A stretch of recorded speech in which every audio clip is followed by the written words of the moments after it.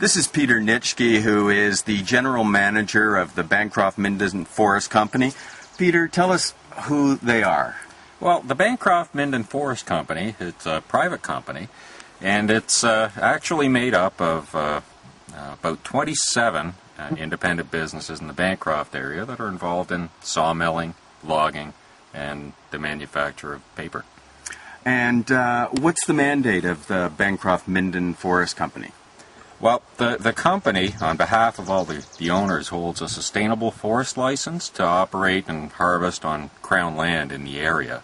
The area sort of south of Algonquin Park down to Gilmore, and from MacArthur's Mills on the east over as far as the municipality of Muskoka and Dorset. It's a huge area. It's a huge area.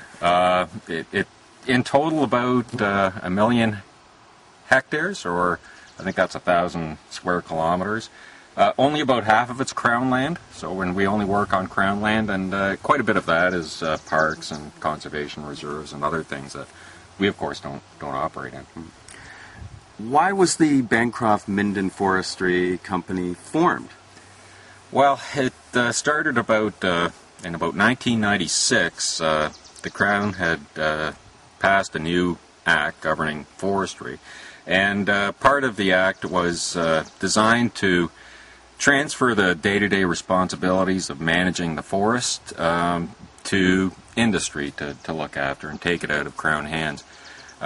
So we, of course, operate under a lot of government oversight, and basically we're responsible for writing long-range plans and annual plans, reporting, monitoring, and renewing the lands that we harvest. One of the things that we heard from the foresters when we were out in the bush with them was resource management, and that's a constant theme through everybody we've dealt with. Tell us what resource management is, and maybe you can give us some examples. Sure. It's and you've seen it in your travels and your visits to our operations. Really what it boils down to is it isn't just about the trees. It's about understanding how our forest interacts with our wildlife species and our water, and conducting our operations and adjusting them in ways that prevents any harm. And you'll have seen this, and the viewers will see this in other parts of this series. As an example, just through the bush here behind us, about 200 feet, is a wetland. Of course, the wetland we're not operating in, but it's an important part of keeping our forest healthy. It's all interconnected. Without the wetlands and the water, we don't have the trees, and without the birds, and we don't have the pollination happening.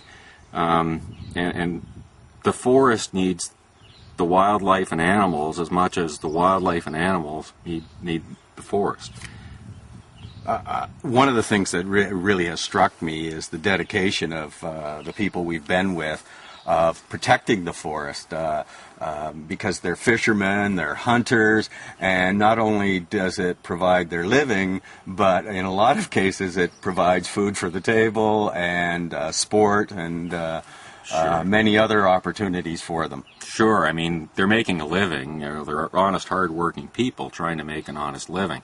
But they also live here, they have deep roots here, and they hunt and fish like everybody else. And really the last thing they want to do is to do anything in their business that's going to create some harm to the things they love to do, and which I think the people really of Ontario really value.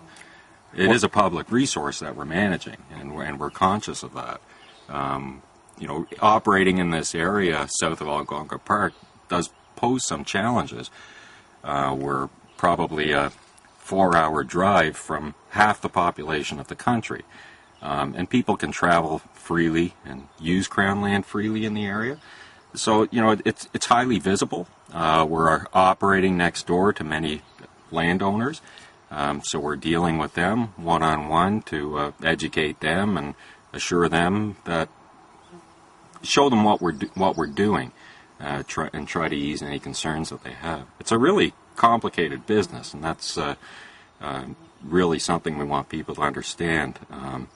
I don't think generally, there's an understanding of the amount of planning and forethought that goes into an operation, and the amount of care and attention that's required to really do things right. And we've been in business now since 1998, so just over 10 years, and I'm constantly impressed by the way the people we work with have embraced the idea and really honestly committed to advancing their own management practices and doing a better job.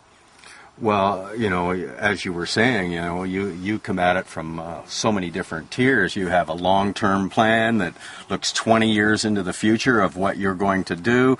You write prescriptions where people are planning the execution of a cut, and then you actually monitor what goes on, and you're being monitored while you do that. So it's a pretty detailed process. It's not just going into the bush and knocking down some trees. No, it isn't. And, a lot of our long-term plans and are subject to a lot of public review. There's lots of opportunities for that. There's a formal process. We have a committee of local citizens that advises us, and so much of what's contained in our long-range plan it comes from government policy and the wishes of government of what they would like to see in our forest, 20, 100, 200 years from now. And so much of that filters down into the day-to-day management decisions we're making just in places like are behind us right now. Well, interesting, Lou Freeman was telling me that if you see pictures of this area from 100 years ago, there are more trees here today than there was 100 years ago, and I don't think anybody would believe that. That's very true. That was during the days when the area was just being settled. Places like the old Hastings Road were actually established about 100 or 120 years ago to encourage people to come here and settle and farm, which they did. And a lot of these farms are now being reclaimed by nature because the land for farming is just not that good. Grows pretty good trees, though. Well, thank you very much, Peter. It was my pleasure.